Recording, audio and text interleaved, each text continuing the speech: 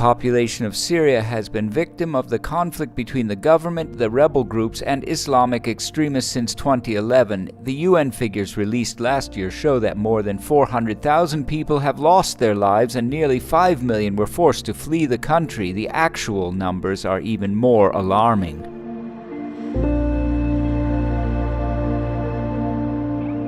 In the face of such suffering, the Church seeks to be close to the people. Father Bruno Variano is guardian and rector of the Basilica of the Annunciation in Nazareth in the Holy Land. Recently, he traveled to Syria, where he met with the parish priest of Aleppo, Father Ibrahim Al-Sabah. Father Variano was able to meet several local people who are suffering very much because of this sad reality.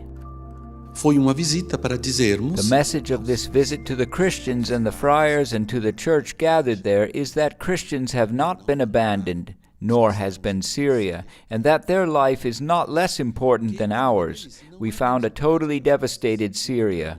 Aleppo is completely destroyed. 70% of the city of Homs between Aleppo and Damascus has been destroyed.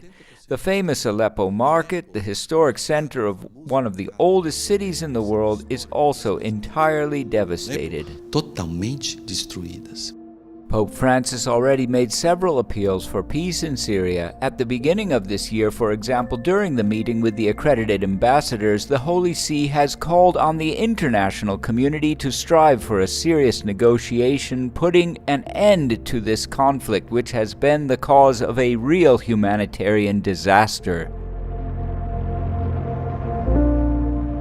70% of the population has no access to drinking water. In the midst of pain, however, there are concrete signs of flourishing hope, where hope seems non-existent. Eu encontrei povo cristão, uma comunidade cristã. I found a very united Christian community. Priests, friars, religious, Salesians and Franciscans are very close as Christians. Our monasteries have become homes for refugees. Os nossos conventos se tornaram casas para os refugiados. Those who offer solidarity are not the only ones to set an example. I believe that what I was told and what I have seen should be read in our churches as a testimony of faith today. I know of people who were tortured because they are Christians, because they possess a cross. Tortured today, in this historic moment. I realize that now, with so many hardships and so much devastation, Syria can be a great example of faith to the world. Para o mundo.